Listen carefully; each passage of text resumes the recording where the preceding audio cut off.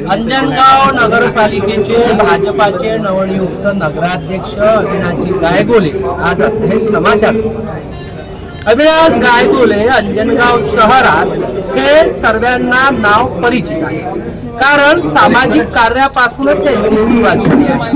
विविध पक्षात आणि विविध सामाजिक संघटनेत काम करत असताना अविनाश गायगोले हा प्रत्येक नागरिकांना आपलासा वाटतो।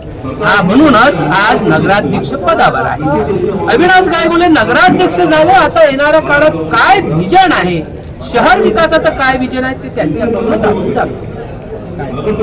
सर्वप्रथम सर्वांना नमस्कार करतो। अंजनगाव सुरजी शहरात गेल्या 10 वर्षापासून लोकप्रतिनिधी जो पाहिजे असते तो सत्तेतला लोकप्रतिनिधी भारतीय जनता पार्टीने आम्हाला तिकीट देऊन सर्वसामान्य जनतेसाठी एक सेवक म्हणून आम्हाला समोर आणलेलं आहे। येणाऱ्या काळात सत्ता ही भारतीय जनता पार्टी सत्ता ही केंद्रात व राज्यात सुद्धा आहे। तेव्हा व आपले भारताचे लोकप्रिय पंतप्रधान आदरणीय मोदीजी यांचा विकासाचा रोल मॉडेल घेऊन अंजनगाव सुरजी शहराला कसं चांगलं डेव्हलप करता येईल, एक सिव्हिल इंजिनियर म्हणून आणि जनतेने आशीर्वाद देऊन नगराध्यक्ष पदावर आरूढ केलं, त्या सर्वांच्या आशीर्वाद रूपी विश्वासाने सांगतो की येणाऱ्या काळात तुम्हाला नक्कीच अंजनगाव सुरजी शहरात प्रत्येक गोष्टीत बदल दिसेल। कारण ही संस्था अशी असते, नगर परिषद म्हटलं की सकाळी माणूस उठल्यापासून गावातील नागरिक उठल्यापासून तर झोपेपर्यंत प्रत्येक गोष्ट ही नगर परिषदेशी निगडीत असते आणि त्या सगळ्या गोष्टींची जाणीव मला आहे।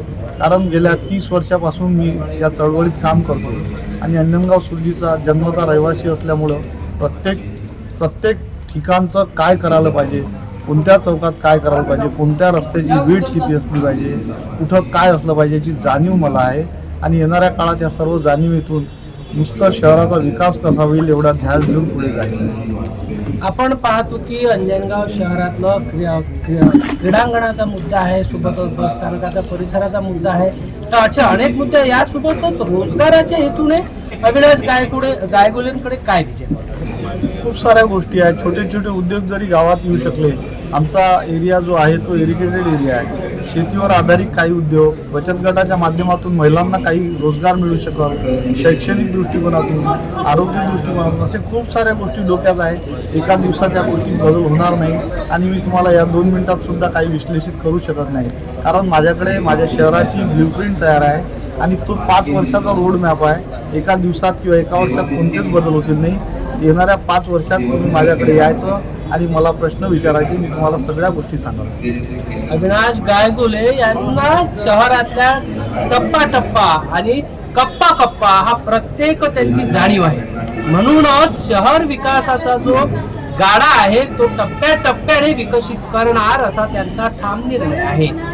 या ठिकाणी ते बोलताना म्हणाले की शहर विकासासाठी भाजपाची सत्ता आहे आणि सोबतच त्यांच्या डोक्यात विविध योजना आहेत। पुढच्या वाटचालीसाठी समाचार धन्यवाद, आभारी।